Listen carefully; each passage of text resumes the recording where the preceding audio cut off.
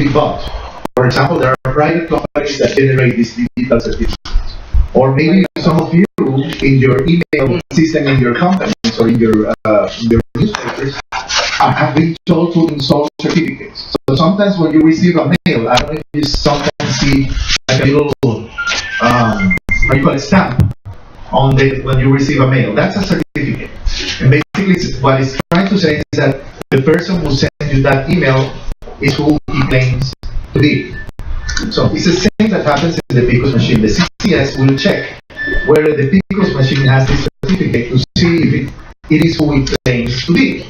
And that's the purpose of the digital signature, to know if the information you receive is valid.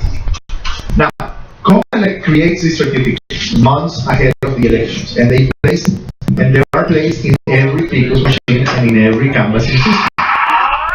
Then, when the BEIs operate the PICOS machine, they have a password. So they type the password, and every time they do this, they are digitally signing the results. They're digitally signing the results. Now, some of these groups say, how come COMELEC is the one generating the password? It should be the BEI himself who generates the password.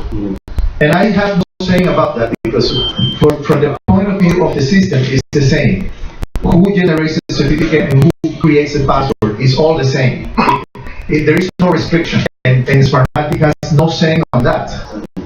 But there is a restriction, because the BEIs are only known to COMELEC a few weeks, maybe a few days before the election. So it will be physically impossible for the BEIs to choose their own password ahead of the election, because the machines need to be programmed a couple of months before.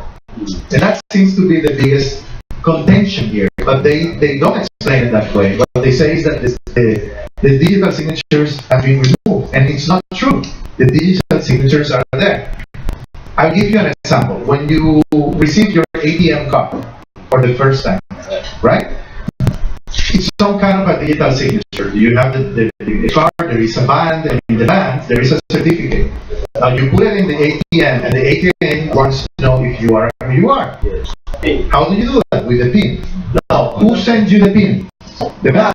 The bank. It's the same process. The bank. The bank. But then again, you can check it. Then after that, yeah, perfect. So this is what's happening here. COMELEC generates the certificates in the PICOS and generates a password and sends this password to the precinct, to whoever happens to be the BEI, because they don't know 2 or 3 months in advance who the BEI is going to be. So how can the BEI choose his password? That's a problem that is not Smartmatic to answer.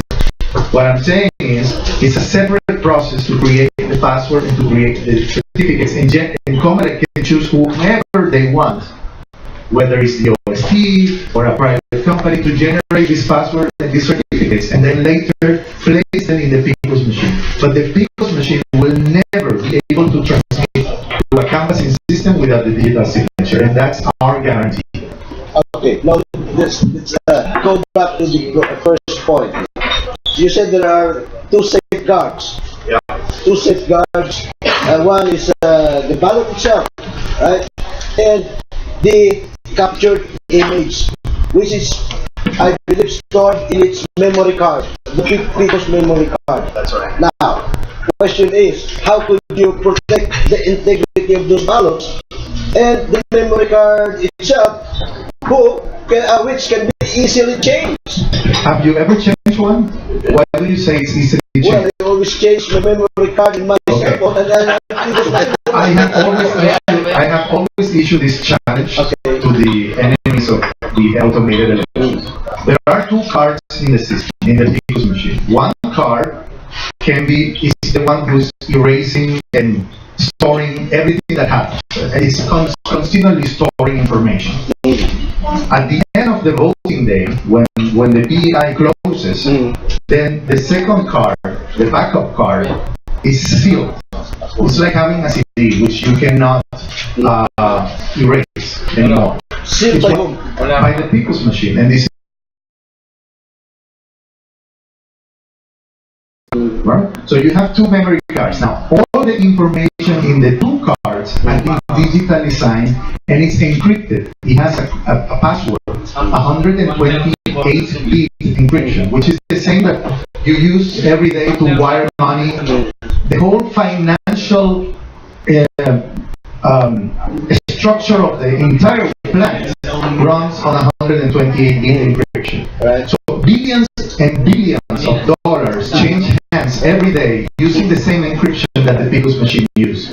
So the entire financial apparatus of the planet trusts this technology, but 50 people of the AS Watch do not trust this technology. Now, we have demonstrated this in the Supreme Court, we have demonstrated this in Congress. If you erase anything, one single line in the main memory, you put it back in the Picos machine stops working because of the digital signature.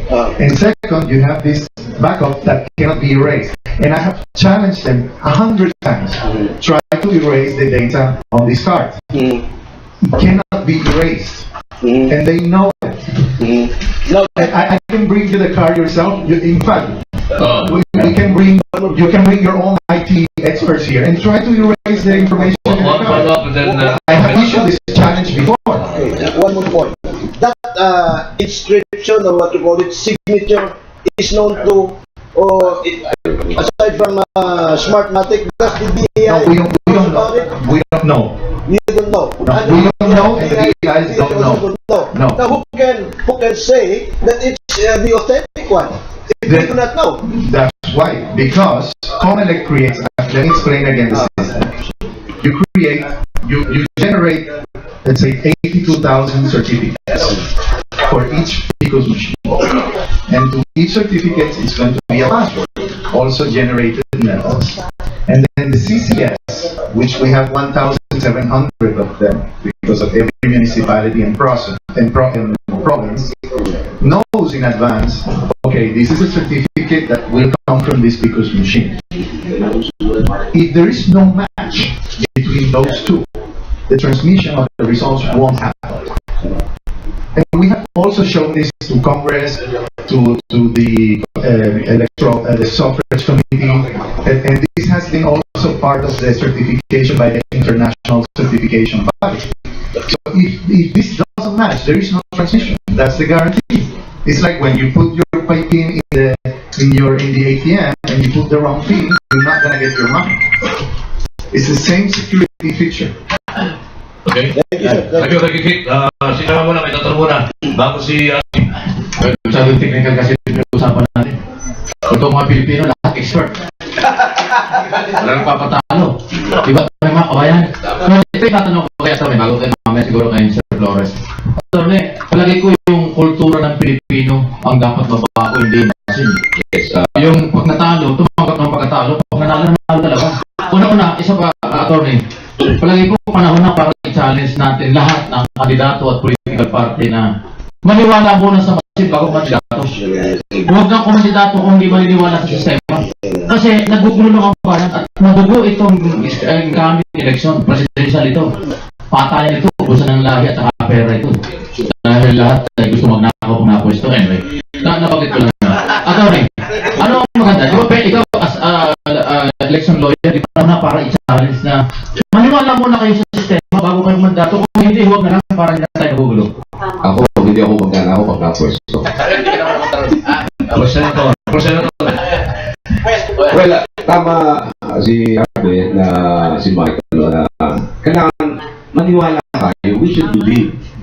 We should go back to primitive times when we have manual electoral processes, and you know how long it takes before a particular election results could be determined. Napakahirap, masyadong makadalian. The problem, of course, with some politicians is because of our culture of mistrust. The politicians do not trust their counterpart, their fellow rivals. The politicians do not trust the Comelec. And the Comelec itself does not trust the politicians. So, yung culture of mistrust na riyan. So, every time there's an innovation, there are new systems, hindi natin matanggap kagad yun. Ayaw natin natanggapin. At pag natalo, yun ang problema kasi sa atin yung mga natatalo. Those who lose in the election would always claim that they were cheated. Almost 80% of the Filipino politicians, losers, would always say they were cheated. So since time immemorial, still when we are young, this has been the claim of the losers that they have been cheated.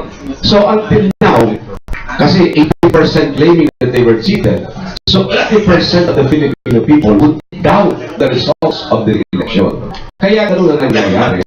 So kaya kayo, kapag kami mga pagbabago, hindi nila matanggap.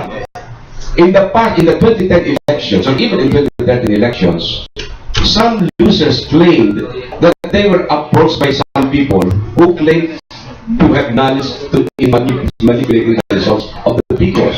Sabi nila, nilapitan daw sila.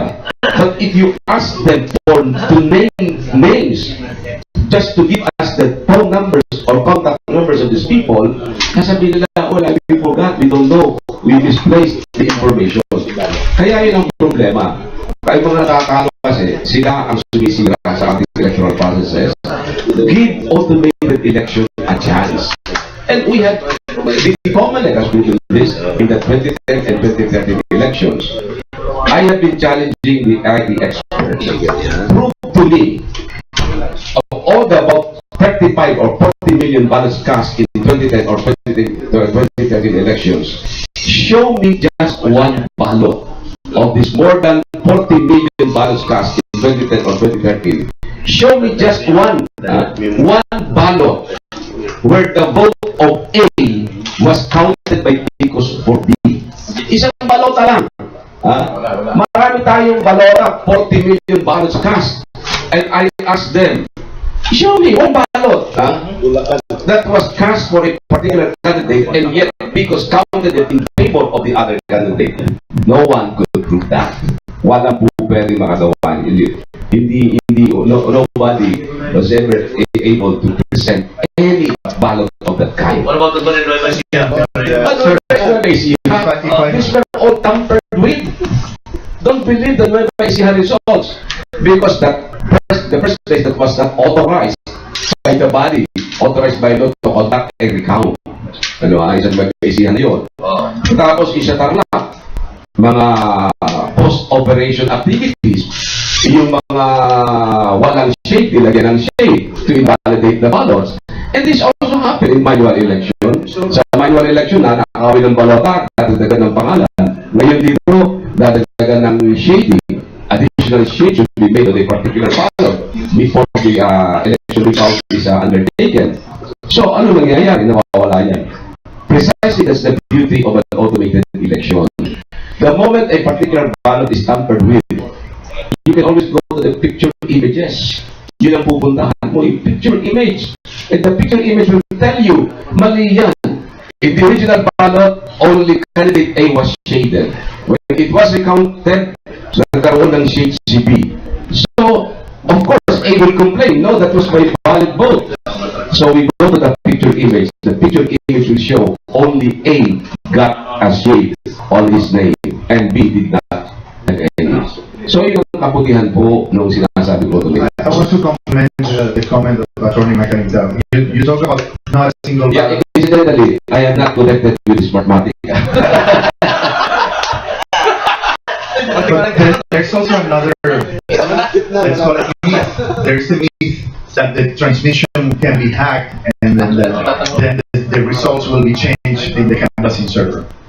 Now, in every precinct, 30 copies, hard copies, are printed of the ER. 30 copies. Now, 30 copies of the national candidates results and 30 copies of the local results. We're talking about 60 hard copies are printed by every people's machine. We have around 80,000 of them. So 80,000 times 60. Can someone do the math? 80,000 times 60. I think it's 4.8 million. So we have two elections. So 4.8 million times 2. That's 9.6 million hard copies of the ER. 9.6 million hard copies. Can anyone show one copy of one ER where the result is different in the canvassing?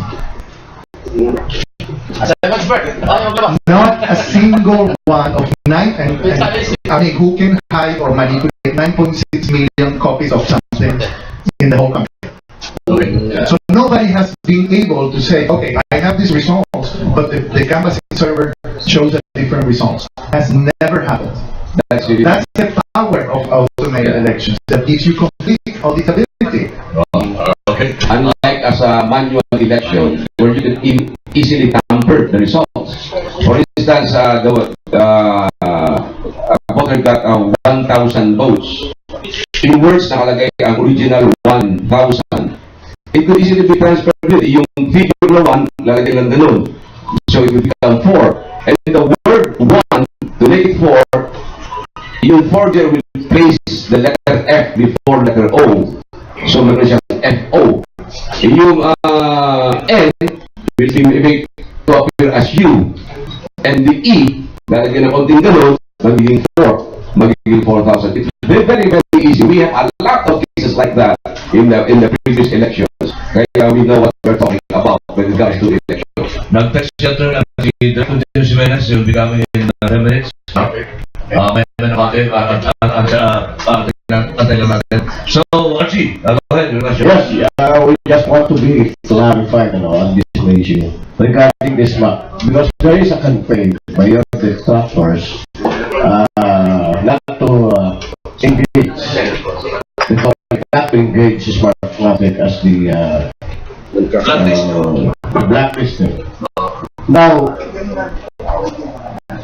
to settle this once and for all, would you publish how this PCOS machines, the mechanism, how it works, and translate it in different languages so that people with doubts would be raised against this Smartmatic? Yeah, absolutely. I mean, we have done this in the past, and Comelec, when James Jimenez arrives, can also testify to this. There's been many information campaigns educating NGOs and political parties on how the system works. In fact, the political parties, both the UNA coalition and the government. No, what I mean is that this technical aspect of the PCOS machine, like the machine digital signature differentiated from digital machines, digital signatures, as well as transmission, how it works, and all this will be explained. Yeah. That's a great idea, and in fact, I would like the broadcasters forums also to help out. If you want, we can have another session. We can have another session. We can focus on one aspect after the other, and you're better than us at being a technical company. You're better than us in translating this into words that can be easily understood by that's your expertise. That's your expertise. Yeah, a lot of this also happens because of lack of information. I guess most of you didn't know about this 9.6 million printed ERs. Yeah. So when someone says, the transmission, there was a problem with transmission and the canvassing doesn't add up. No one has ever challenged the canvassing. They just say something. No one. They challenge. Why do they challenge the local count and not the canvassing? Because they can go and try to operate on the ballots, but they cannot operate on the ERs. Yung sinasabi na they will be filing petitions before the Supreme Court to stop Smartmatic from BB. I think that is so uncalled for this particular group. Again, I am not for Smartmatic, but I am just worried about foreign investors.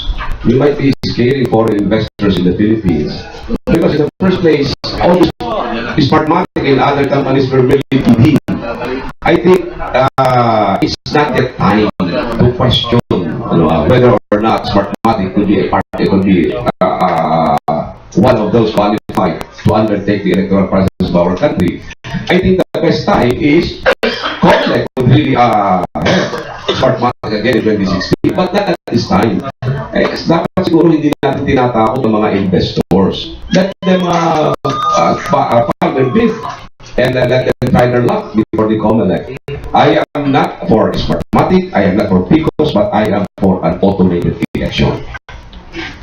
What if they will be able to secure a TRO, attorney? I doubt if they can secure a TRO because in the first place, they are not the real parties in interest. How could they prove na ganun speculative yun? Everything is speculative. How could they prove that there's something wrong with the Smartmatic bidding when in fact COMELEC is undertaking that? Okay, Atty. Mark, sino-sino ba nakakita itong AES Watch at Clean and Credible Election? Hindi ko kailangan po siya nasa libid yan. Every time we have a forum, this is the only forum I have on election related issues that we do not have the AS Watch. Every time I attend a forum like this, they're always there. Tapos ngayon, nakakala ko, wala sila rito. Nasa likod ng pagkabalik sa manual voting. Kaya nga yung bumabalik sa manual, that's a very primitive idea. Ano ba? Babalik naman tayo sa lumang, hindi ko alam kung bakit gusto nila mag-manual. I don't know why they want a manual election. Siguro mga nanatalo yan, they lost in the election. Kaya they have a bad experience when it comes to automated election. Sasabi ko na si Douglas Mas. Yeah, I think that's the bad is one of those. Former commissioner. Si Douglas Mas dati sa Dampin. Mr. Flores, I'd like to ask, is it true that there are countries who have previous automated elections have reverted to manual elections because of, say, failure of the automated elections? Is it true? Well, that's one of the arguments that groups like AES like to bring up. They always mention, for example, Germany. They say Germany abandoned automation and went back to manual. The truth is that Germany was never automated. They just conducted a couple of pilots in some municipalities, and some people challenged the technology that they were using, that particular technology, and because that technology doesn't have a paper trail, there's no way to recount. It was a touch screen which has no receipt. There's no way to recount. Unlike the system that we have here, where you have the ballots and you can always match, do a manual count and match. So the technology that was being tested, never really deployed, but tested in Germany, didn't have this capability of recount. So the Supreme Court said, no, this technology is really not feasible in Germany. But if you look at the decision of the Supreme Court, actually it allows Germany, if ever Germany wants to do so, to use a different type of technology that has a paper trail. So it's not like they automated and then they went back to manual. This didn't happen. They were just testing in a couple of municipalities. And again, I invite you to read the whole decision. And then Ireland was another example, because Ireland bought, it was a different example. They bought machines from the same supplier that was testing in Germany. So the technology doesn't have the capability of audit. It's very different from what we are offering. They bought the machines, but then they were challenged and they were never used. So the machines actually were wasted in the case of Ireland. That's a question from the ladies. Mukhang mahirap ang tanong ng mga ladies eh. Mukhang hindi nahihirapan ng mga guests natin sa Malaysia. Pakinggan natin ang tanong. Mamaya na daw. Ako kuya. Attorney, singit ko lang ito, ano? Total, may dalawang commission at isang chairman niya yung mag-retiro, no? Hindi kaya this time dapat mag-appoint na lang ng political at yung appointing power ng presidente. Ang opposition na commissioner, para at least mayroong, hindi lang yung credibility ng election ng PICOS machine ang pinag-usapan mo, hindi yung credibility kasi ng COMELEC nakataya eh. So kung mayroong opposition, may kinatawan ng opposition, baka mababawasan yun ng protesta. Siguro hindi na kailangan ng mga opposition. Kasi Kaya Dapat magkaroon tayo ng tiwala sa isa't isa. We should trust each other. We should trust the COMELEC. It's not a matter of appointing one who is from the opposition or one from the administration. As I said earlier in my statement, we need people who have competence and integrity. Those who will not sell their decisions.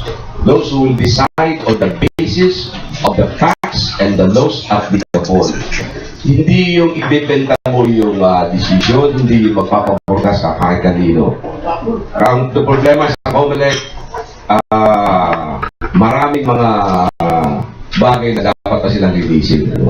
And kung ang mga dyan ay mga tao na inappoint lamang because of political consideration, if these people do not know how to run the election, if these people do not know a little bit of electoral processes, and they're appointed just because they know somebody from the appointing power, then we can say goodbye to a clean and credible political exercise. Kaya manalangin na lamang tayo na ang mga appointed, katulad na sinabi ko, a COMELEC official who is nominated should never approach a member of the Commission on Appointments. Lahat halos yan pag na-appoint, i-approach ang mga politiko. So the moment you approach them, you owe them loyalty, you owe them something. May kakaroon ka na ng kulay. At pag andoon ka na, tatawagan ka lang ng mga yan, kung pwede kang bumigay. Kung hindi mo alam ang election laws, if a COMELEC official does not know the election laws, the rules and regulations, he could easily be manipulated. He could easily be dictated upon by the appointing power. Madali siya ma-influence kasi hindi nga niya alam ang batas eh. Sasabihin sa akin, gawin itong ganito. But if he knows the law, he could even tell the appointing power, sorry sir, sorry ma'am, ganito po ang batas eh. Hindi po pwede yan. Kaya kailangan makapuli talaga yung who has the balls to say no to those to whom he had to those people who endorsed him or recommended him or who nominated him for the position. Bakit attorney hindi nalinis ni Chairman Villan sa COMELEC? Dati siyang election lawyer na opposition. Nalalagay sa administration. Dapat meron siyang idea kung ano ang kalokohan dyan. Bakit kung na-appoint siya dyan, na mag-retiro na nga, bakit may problema pa rin? Well, siguro naman kahit kapano may nagawa rin siya mga innovations. Remember, he only had 4 years instead of the regular 7 years. Because ang ginawa niyan, he only took over from the remaining term of office ni Justice Mendo.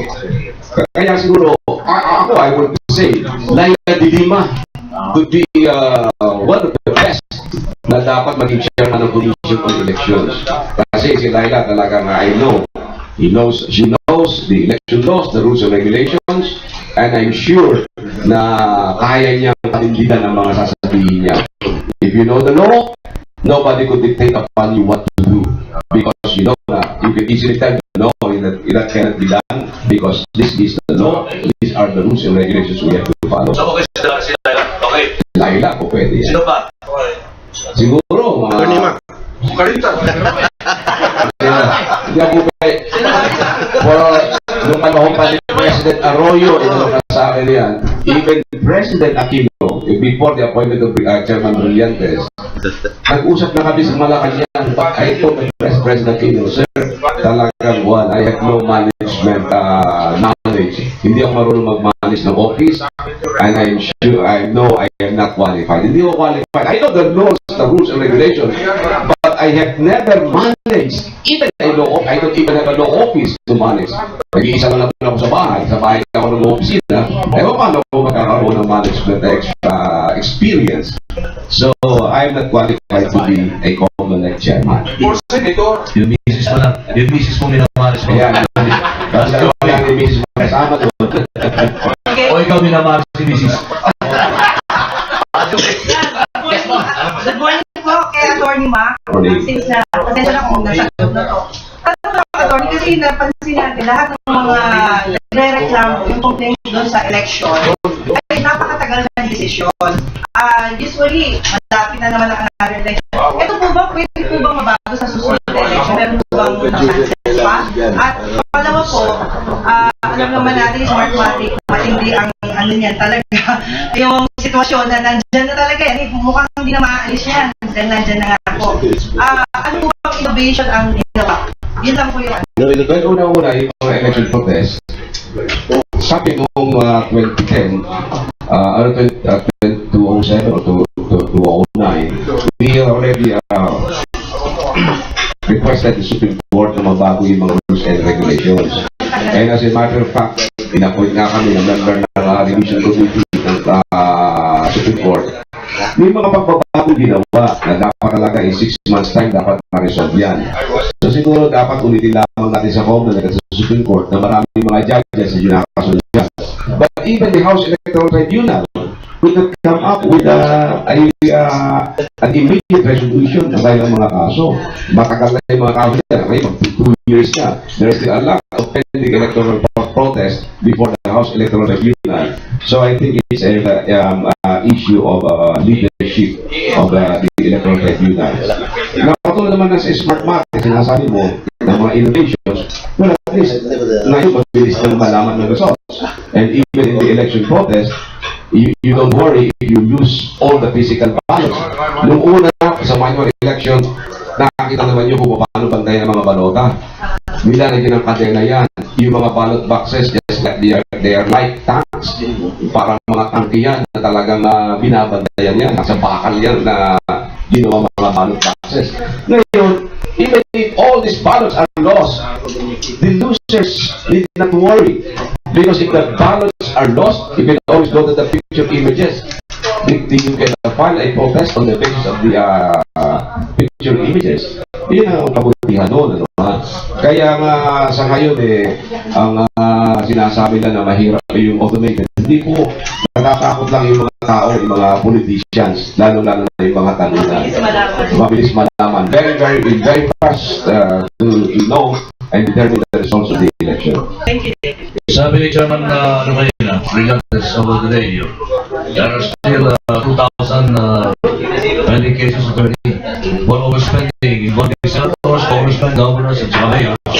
And he was saying, lahat ng mga ito yung matatapos daw bago 2016 elections. Tanda? Well, I think makakaya naman yan kasi it's just a matter of resolving whether they overspend or not. And I think they already have the names.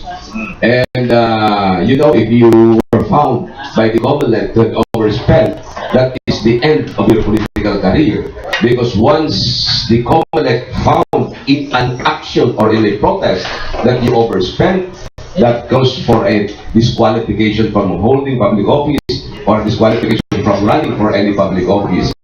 I think it's under Section 68, subsection C of the Omnibus Election Code that any person or any candidate who was found by the Comelec in any action or protest to have overspent or more than the amount allowed by law shall be disqualified from running. Kaya tapos na si ER. Well, pag naging final yun, I don't know, but if that's going to be final and executory, that would be the end of it. And one thing more, if you're found by the Comelec to have overspent, that would also be considered or tantamount to an election offense under Section 265 and Section 100 of the Omnibus Election Code. Kaya kailangan tingnan nyo mabuti yung mga nag-overspend kasi it carries with it a penalty of 1 year to 6 years imprisonment, then perpetual disqualification from holding public office, and your disqualification from exercising your right of suffrage.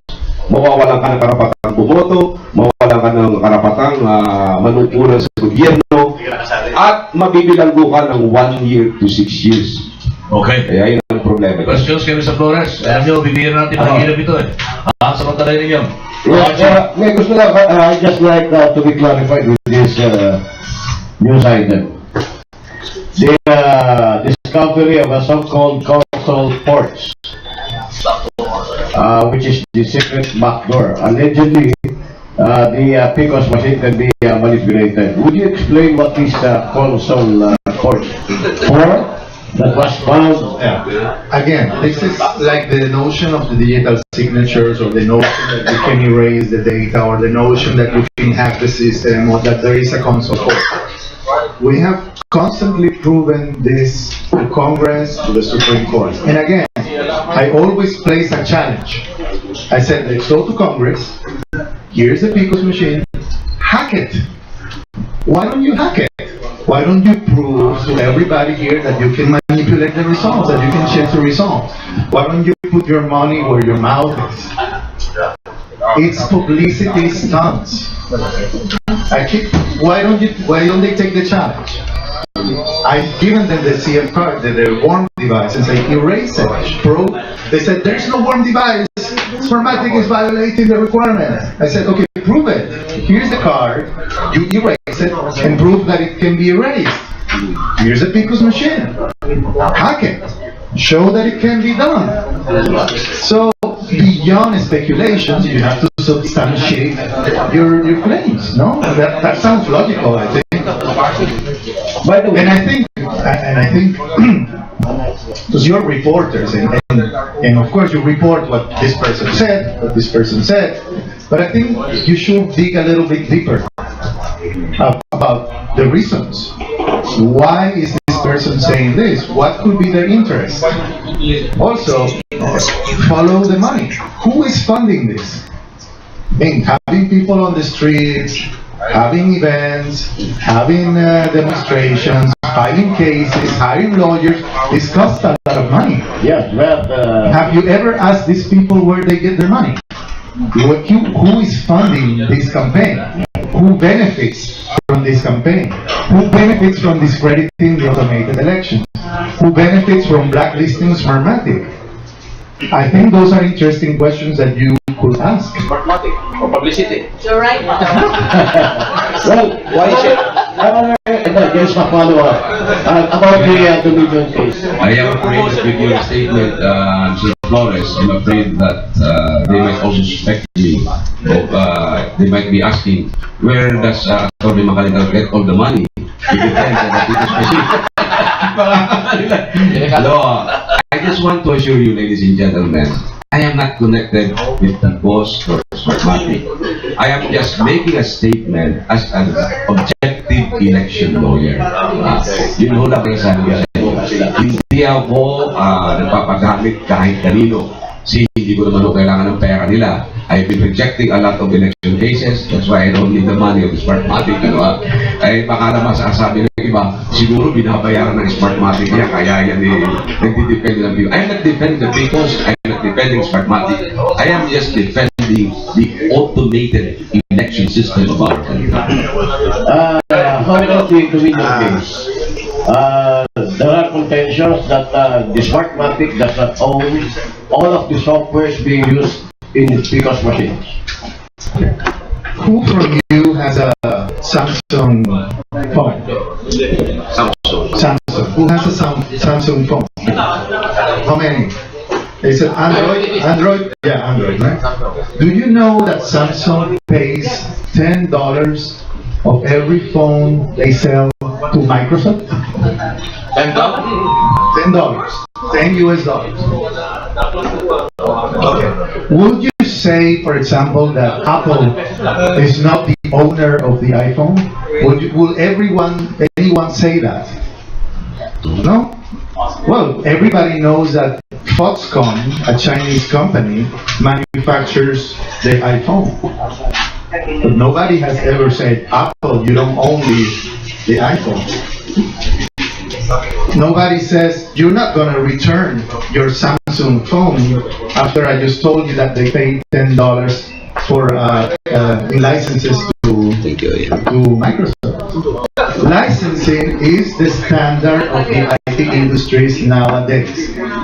Almost every device you have in your hands is somehow paying a license. In fact, in every phone, there are many, not just one, many licenses. Licenses are paid for to Motorola for the radio transmission. Licenses paid through Microsoft. Again, we have never denied that we're licensing a piece of the technology. They said, oh, Smartmatic has fooled the Filipino people because they never disclosed it. In 2009, when we submitted our bid to COMELEC, the first thing we attached to our bid was the licensing agreement with Dominion. It's always been out there. Licensing, cars, licensing. There are many cars who are manufactured under license.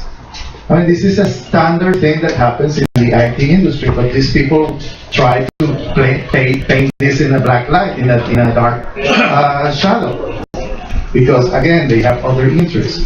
So we have always acknowledged that we were licensing a piece of technology. Basically, we bought the permission of someone to use this technology, which is not the only part of the system, by the way. The system has many different components. One of them is the canvassing system. For example, the PICOS only counts up to 1,000 ballots. The canvassing counts 50 million ballots. And that one is 100% Smartmatic owned.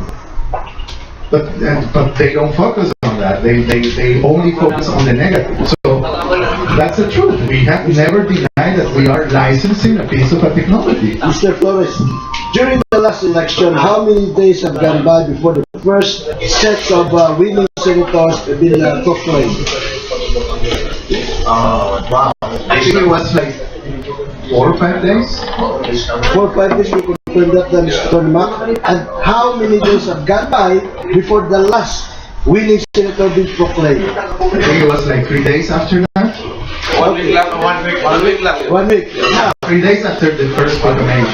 Now, have you noticed that even the updating of the websites of Comelec has been stopped for some reason? Can you explain that? I mean, that's 4 days after an election, before you could proclaim candidates. It doesn't look like automation to me. Yeah.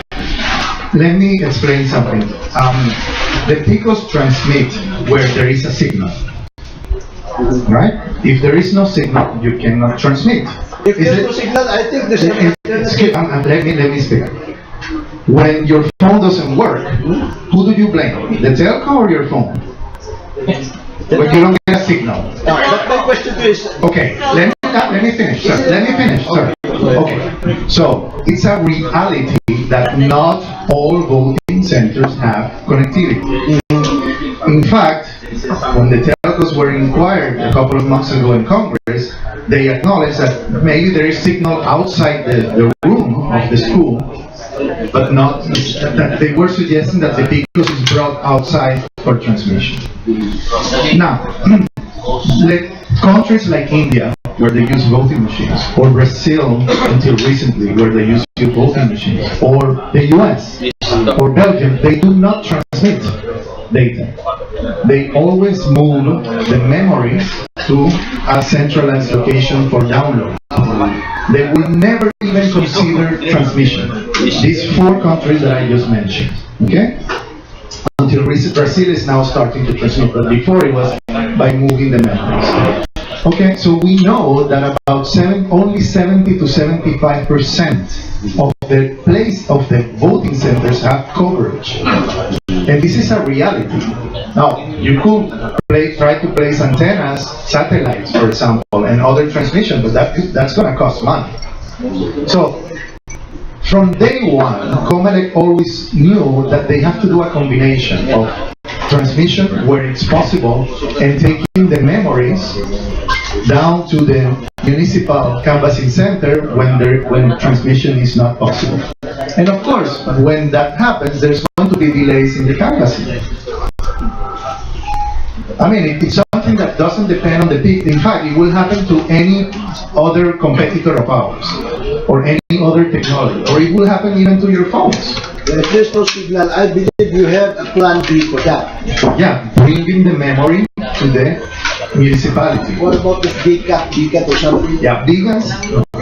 Okay, the vegans are there are only 5,000 of them that Comelec, let's say, hired the service, 5,000, and that still doesn't cover the gap. So if Comelec wants to have 100% transmission, they have to engage more vegans to cover this gap of transmission. I think around 15,000 of them. 15,000? Yeah. And so far, Comelec has got how many? Almost 5,000. So, and again, I want to repeat, because one of the problems also with the automation is that everything is blamed on the PICOS. Oh, the PICOS did not transmit. Or the PICOS this, or the PICOS that. And not every, it's a system with very complex components, right? Transmission is one of them. and you have to acknowledge the realities of where you are deploying the technology. So it's also a matter of handling the expectations. If people expect that 100% of the results will come in within 2 hours, then some other measures need to be taken. Is transmission also part of your job in the... We did Comelec issued RFP in 2013, and one of the things, for example, they asked was for a number of SIM cards and a number of vegans. And then Comelec distributes those SIM cards and those vegans where they choose to do. So we gave Comelec the SIM cards, and we tested those SIM cards with the telcos, and they're all transmit. But if you play, it's like I give you a cell phone and a SIM card, but if you take it to a place where there's no coverage, you cannot use your phone. You understand?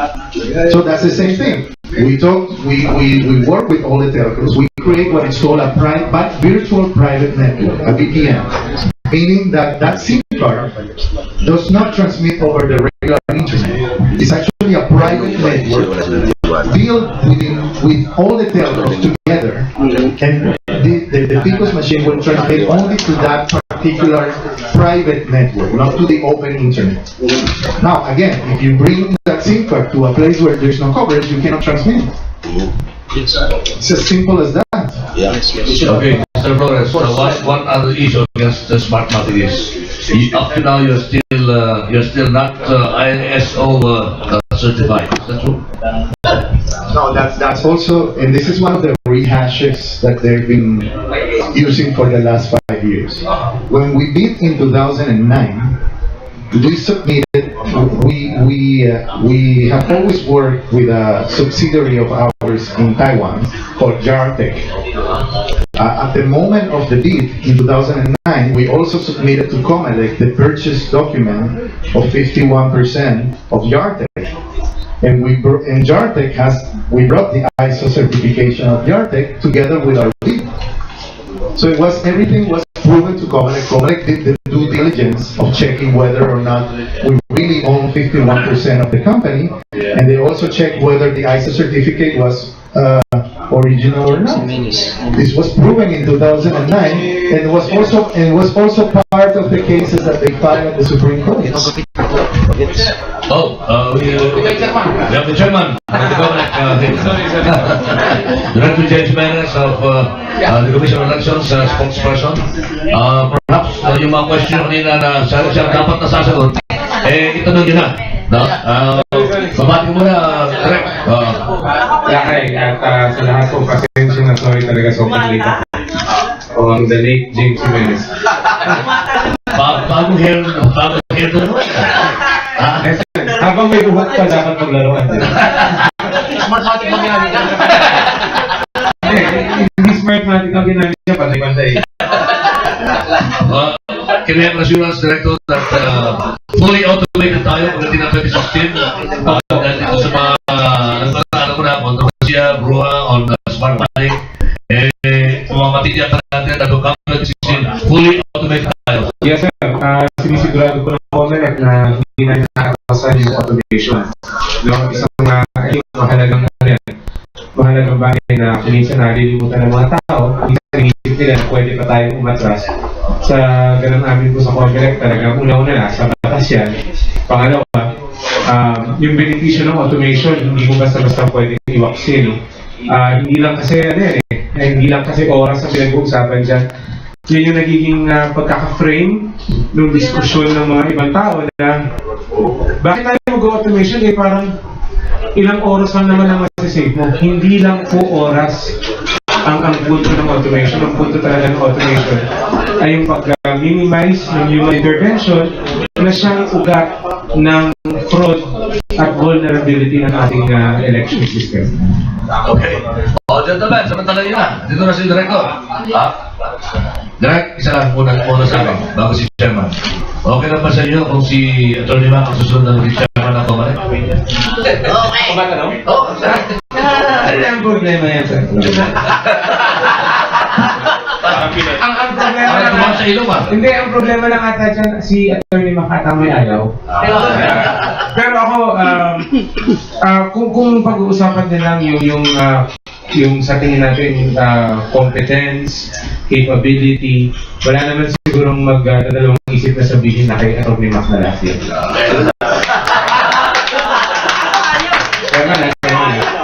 Huwag mo kalimutan na. May pahabol Yes.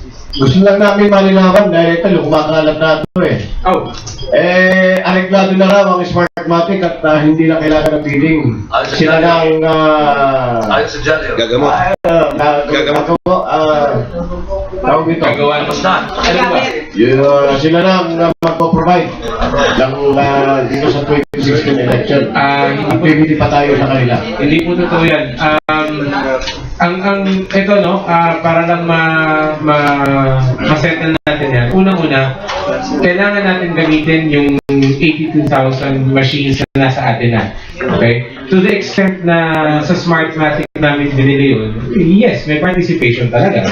Pero amin na yun eh. Binili na ng Comelec, binili ng gobyerno yun. Yung patungkol doon sa 24,000 na karagdagan, open po ang bidding natin ngayon. In fact, sa pagkakaalam ko, ang Smartmatic hindi pa nagsasubmit ng kanilang bid. Kasi, hindi pa naman yung deadline, no? In fact, just this morning, kagabi actually, naglabas kami ng bid bulletin number 2 na sagot sa mga kasagutan ng iba't ibang mga potential bidders. Ulitin ko lang po, right now, ang meron tayo interested parties lamang, potential bidders, wala pang actual bidders. By December 4, magsasubmit sila ng kanilang mga technical proposal. And doon natin makikita kung ano yung mga ino-offer nila. And at this point, wala din kaming, hindi din kumbaga sa amin. We don't treat it as a foregone conclusion or a done deal kasi nga, dadaan muna talaga tayo dito sa bidding natin. Even Smartmatic. Kasama Smartmatic po, hindi naman sila blacklisted. Meron ako. Kung yung qualification ng pagiging commissioner, ito ang pwede dapat. Kasi maraming alam ito, kasi sa ibang dito commissioner eh. Kasi pati mga media, maraming naliligaw. Akala, abogado ito kasi abogado ka sa dating. Ano eh. Director, ganito. Ngayon pa lang ay binubugbog na kayo. 2014, imagine. 2 taong pang bugbugan ito. Talagang, baka sa susunod, wala ka ng buhok talaga pag umano sa amin. Sa tindi na ang problema. Ngayon, paano ninyo i-manage ito? Paano ninyo ilalaban na maging maayos pa rin ang eleksyon sa kabila na ngayon pa lang binubugbog na sinisiraan na kayo. Ngayon pa lang sinasabi na daya na ito yung ang magiging presidente para bang nadaya na sa 2016. Una-una po, no, 2009 pa lang ginagawa na namin ito eh. 2009 pa lang binakatikos na kami. And hindi naman talaga natigil yun eh. Natigil ng konti nung 2010 pagkatapos ng eleksyon kung saan kahit yung mga pinakamalala naming naysayers medyo bumalitad, sinabi, oo nga, mali kami, sorry. Pero meron pa rin nalalabing mga sektor na talagang hindi magpapatalo at hindi talaga tatahimik, no? And karapatan naman nila yun. As far as we're concerned, okay lang sa amin na binapatikos kami ganyan. Ang strategy naman namin, very straightforward. Hindi ko nga malaman kung matatawag ang strategy nun. Sasagutin namin lahat ng tanong.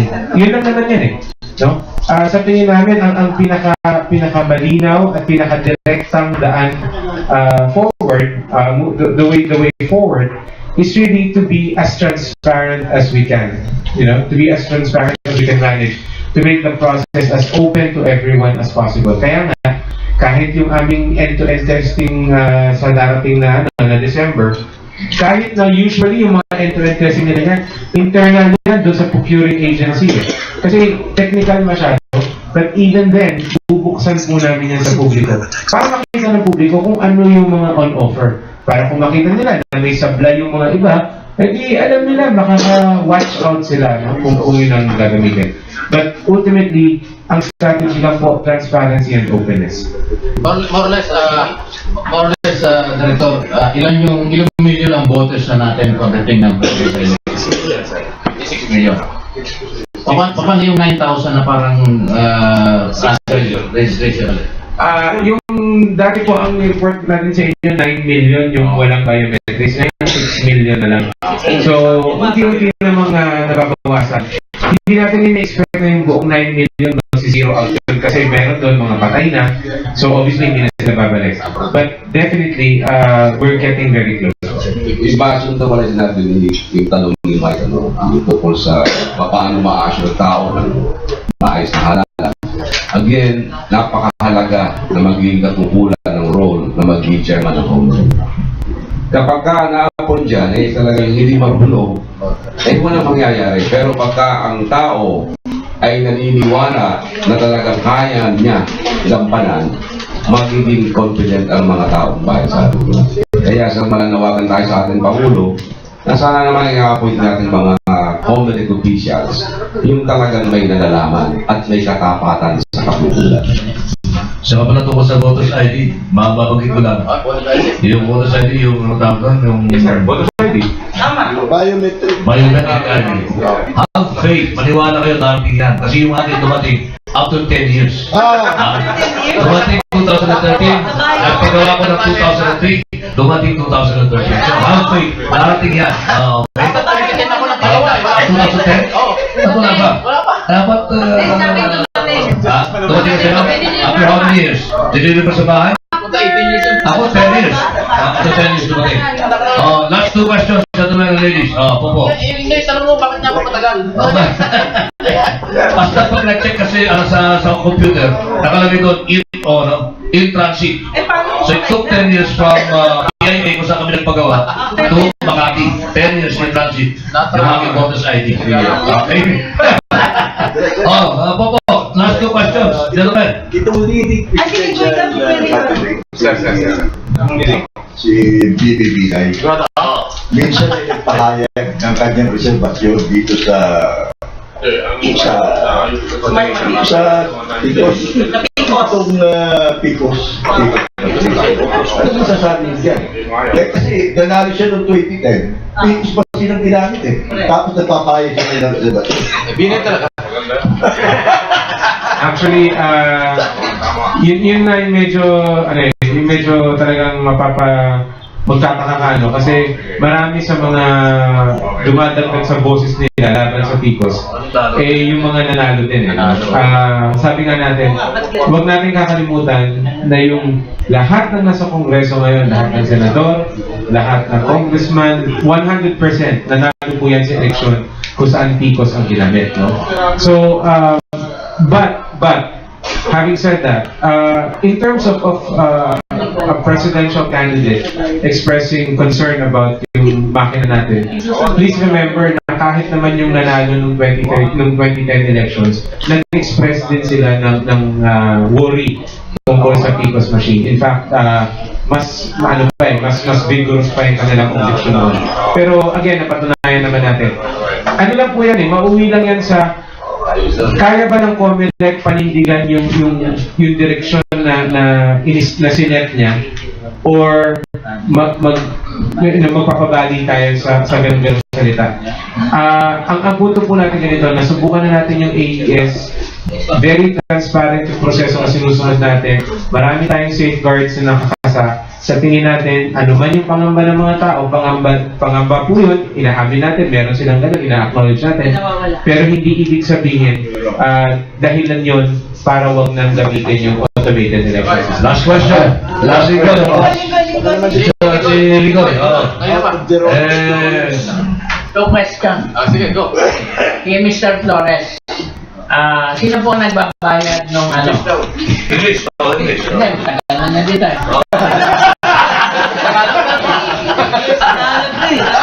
Sa mga serbisyo ng telecommunication, the telecom services that are used on election day and the transmission up to proclamation, what are paid by Smartmatic and what are paid by COMELEC directly? No, in 2013, we had a contract. The COMELEC hired us, and we basically provide these lines to COMELEC.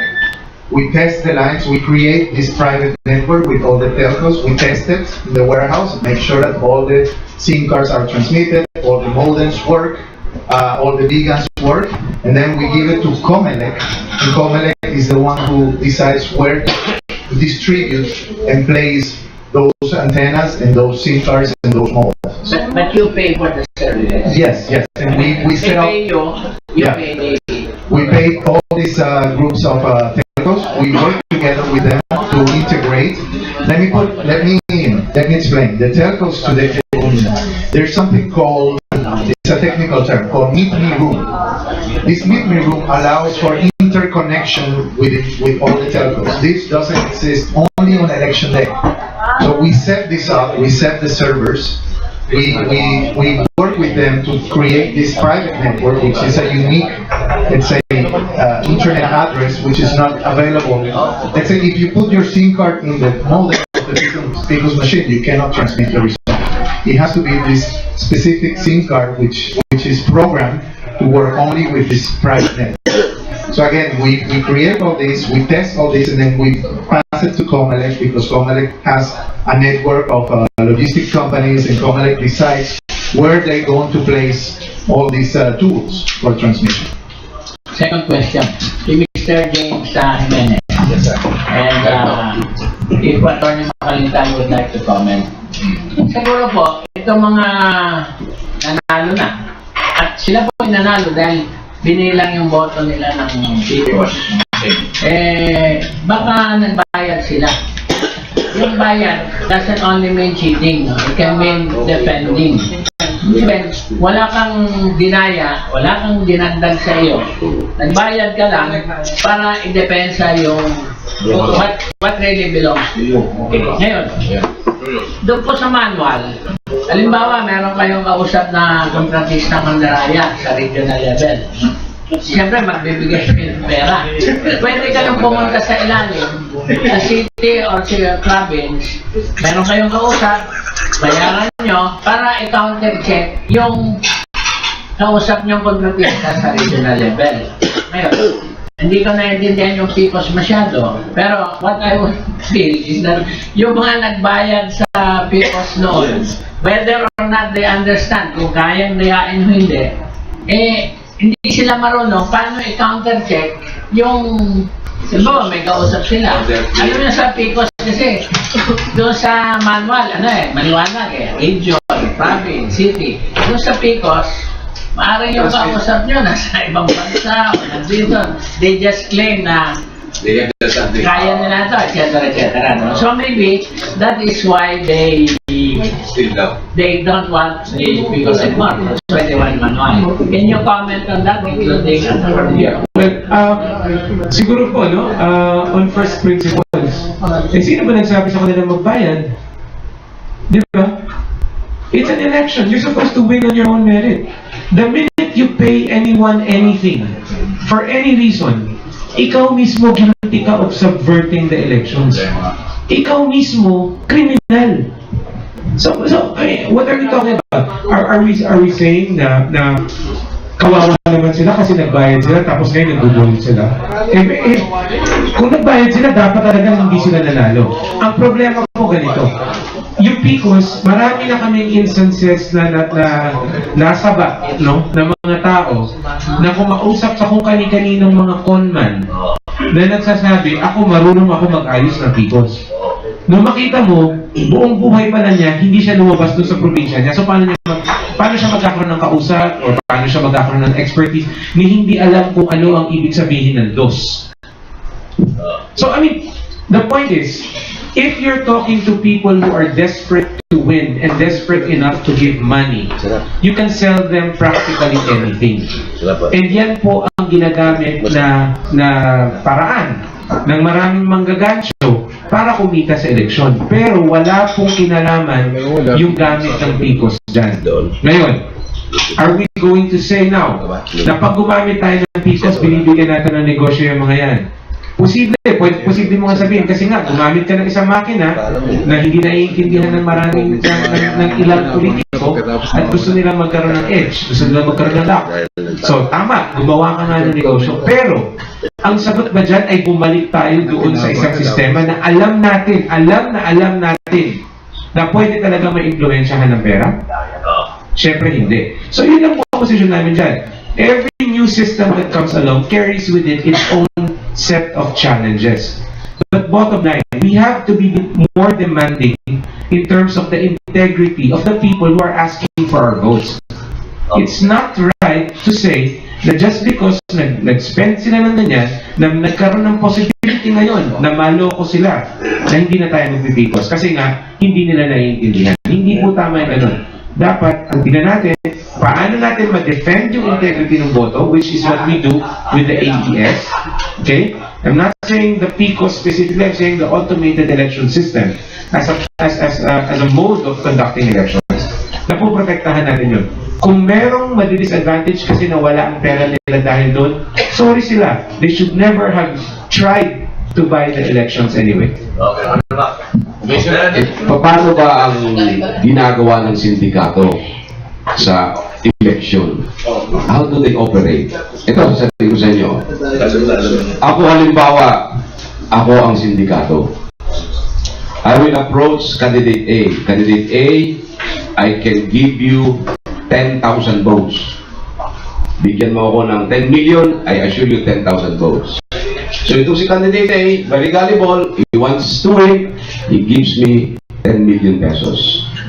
I go to his opponent, candidate B. Candidate B, I will give you 10,000 votes, you give me 10 million pesos. Very gullible also, gives me 10 million pesos.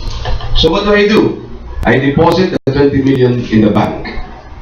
On the election day, mag-election, I wait for the results. Nanalo si candidate A.